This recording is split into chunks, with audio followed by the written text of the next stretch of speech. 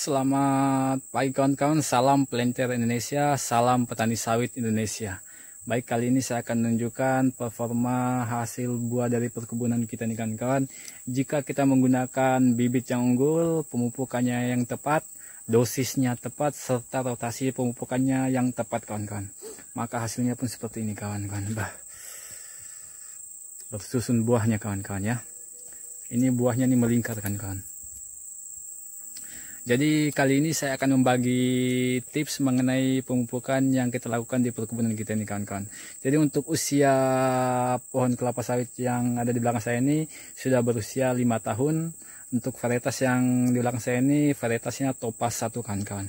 Baik, untuk selanjutnya saya akan menjelaskan tips mengenai pemupukan yang kita lakukan di perkebunan kita ini kawan-kawan. Jadi untuk pupuk itu terbagi dua bagian kawan-kawan ya. Yang pertama itu pupuk tunggal, yang kedua pupuk majemuk. Untuk di kebun kita ini sendiri kita menggunakan pupuk tunggal kawan-kawan ya. Jadi untuk pupuk tunggal sendiri itu kandungan untuk nitrogennya kita biasa menggunakan pupuk ZA atau urea dengan dosis 1 kg 1,5 kg dan per pokoknya kawan-kawan. Jadi setiap pokok itu kita taburkan 1,5 kg setiap kali pemupukan kawan-kawan. Untuk selanjutnya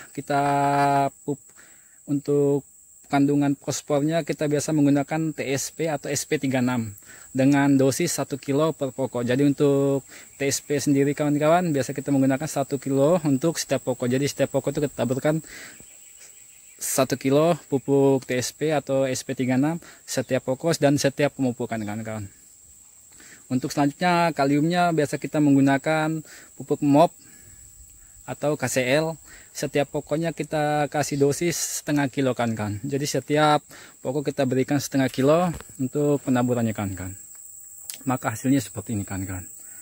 Jadi untuk ada beberapa pupuk tambahan yang kita gunakan di perkebunan kita. Yang pertama itu adalah dolomit atau kisrit. Jadi untuk dolomit kisrit kita biasa menggunakan 1,5 kg dosisnya untuk setiap pokok kawan-kawan. Jadi setiap penaburan kita menaburkan 1,5 kg setiap pokoknya.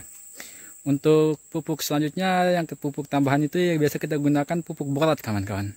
Untuk borat sendiri kita menggunakan 150 gram per pokok. Sedikit kawan-kawan, tapi hasilnya pun dan harganya pun lumayan kawan-kawan ya.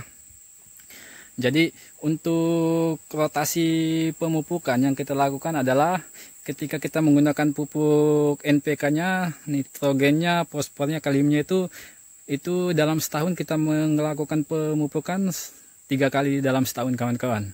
Yang pertama kita melakukan di bulan Januari, yang kedua kita melakukan di bulan April, yang ketiga kita melakukan di bulan September kan. Jadi ada jeda 3 bulan sekali dalam setahun. Untuk rotasi pemupukan pupuk kisrit, kita melakukan pemupukan kisrit ini atau dolomit dalam setahun itu kita melakukan pemupukan 2 kali kawan-kawan. Jadi setiap 6 bulan sekali kita melakukan pemupukan. Jadi setiap di bulan 6 kita melakukan pemupukan, dalam bulan 12 kita melakukan pemupukan. Jadi dalam setahun kita melakukan pemupukan 2 kali kawan-kawan. Seperti itu juga untuk pemupukan borat kawan-kawan ya.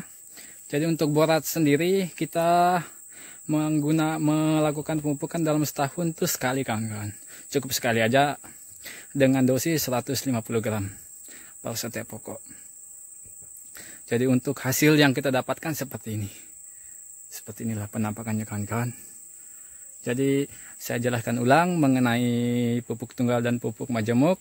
Untuk pupuk tunggal kawan-kawan itu kandungannya itu lebih tinggi. Mengapa kandungannya lebih tinggi? Sebab dia kandungannya itu setiap karungnya itu mengandung 1 unsur hara, sedangkan pupuk majemuk itu terbagi beberapa kandungan kawan-kawan. Itulah dia lebih sedikit kandungannya pupuk majemuk dibanding pupuk tunggal kawan-kawan.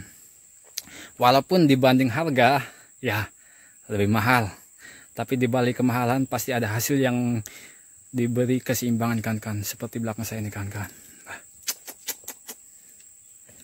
Inilah penampakannya kawan-kawan ya.